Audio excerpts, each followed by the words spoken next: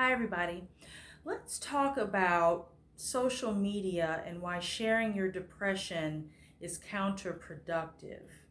Now, we already know that studies have found that people are becoming more depressed, more anxious, more stressed just due to their social media usage. And when you're already in a place, a dark place, it seems like it would make sense to share, right? It seems like, you know what, I'm going to get on here and let 300 people know that I am going through some of the worst possible feelings in my entire life. Now, I'm not saying that just to be sarcastic, but this is what we do. Social media gives us a platform where we can share whatever's going on to the world, but how is it helping? So let's think about it. You're having a bad day, you're having bad weeks, months, years, you're in a pattern of depression and it's not getting any better. So you turn to social media for what? If it's for a cry for help, well, unless you've got somebody nearby who can get to you, meaning you need to be calling a hotline, you need to be calling 911, a fire department, or someone for immediate help, because you saying that you want to end it all on Facebook, I mean, it may take people a minute, but who knows? People are quick. They're quick for the negativity on Facebook. You might post you're having the best day ever in the sunshine, there's unicorns, there's Skittles raining down on you, and you will get maybe zero, maybe one or two likes. But if you post something dark, something negative, or that you're in pain, you've got people jumping on it faster than friggin' a lightning can strike.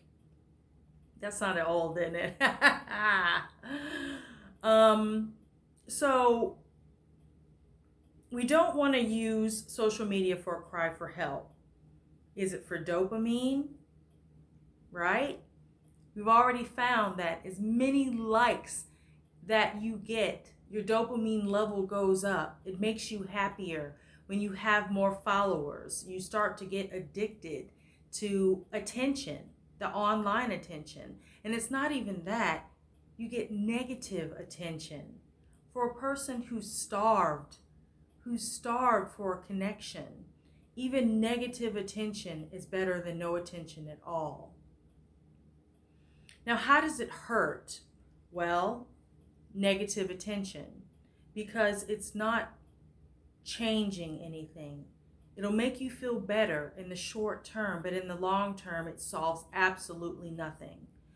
And what you'll find is you'll get three sets or more subsets of people who are going to respond to your post about depression or pain.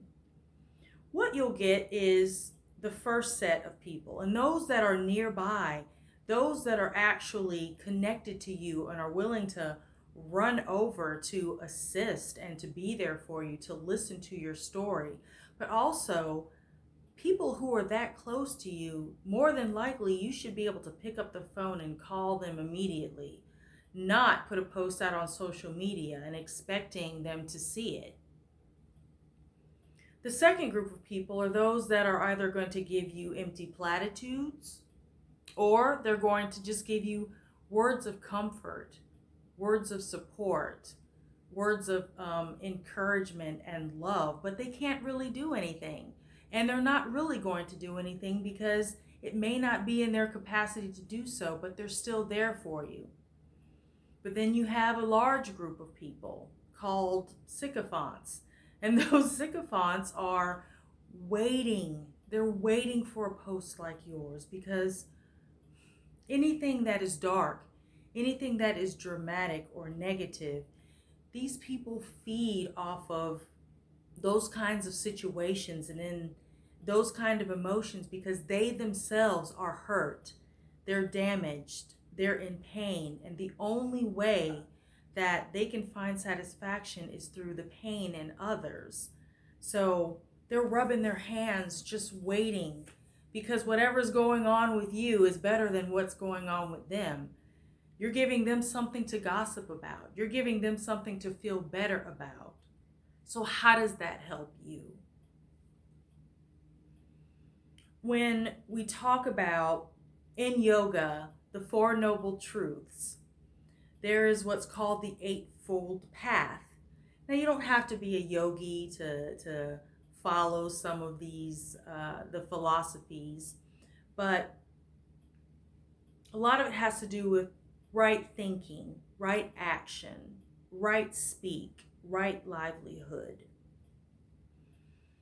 And when we want to actively heal, when we want to actually bring ourselves up out of depression, we have to make the choice to do that, right thought.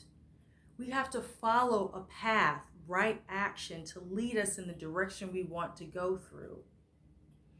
When we post on social media and we continually post about how we're feeling and how upset we are, we're getting that negative attention, we're getting that dopamine.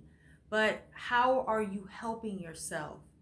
How are you helping someone else? Right action would be, I'm going through this. How can I share my story with someone else so that they can also rise above their situation, rise above their darkness and pain?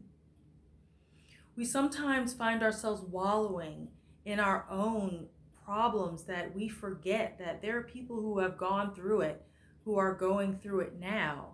And instead of using and taking, you could be giving. And that in itself would help take you out of the spiral that you're currently in. How can we use social media right action? Meaning bringing awareness to depression. You know, you don't have to be a TED Talk. You don't have to post an entire blog about what's going on with you. It's just, little shout outs that if you want to talk, if I'm here to listen, and even making posts to ask for referrals. If you're looking to really heal, the only person that can help you is you. That means making the decision and moving in the direction you want to go to, not talking about it. Talking, you can talk to your blue in the face, but it takes action. Get on social media and ask for social groups of people who are not only talking about their problems, but they're also, they're going to therapy. They may be taking medication. They may know of great retreats or active facilities that you can go to help move through your pain. Look for referrals. And then find your tribe. Find groups of people who are looking to actually make themselves better and to feel better about themselves. Move. Go outside. Be in nature. Exercise does wonders for your body, your mind, and your spirit. It floods you with positive endorphins so that you don't need the dopamine you get from that little sprinkle from social media. Get off social media and get outside. Get with like-minded people. Get on medication. Find a doctor. There's just so much that we could be doing. So we already see that social media causes people to have all of these mental health issues. So why post in the same forum that's causing you to have these issues?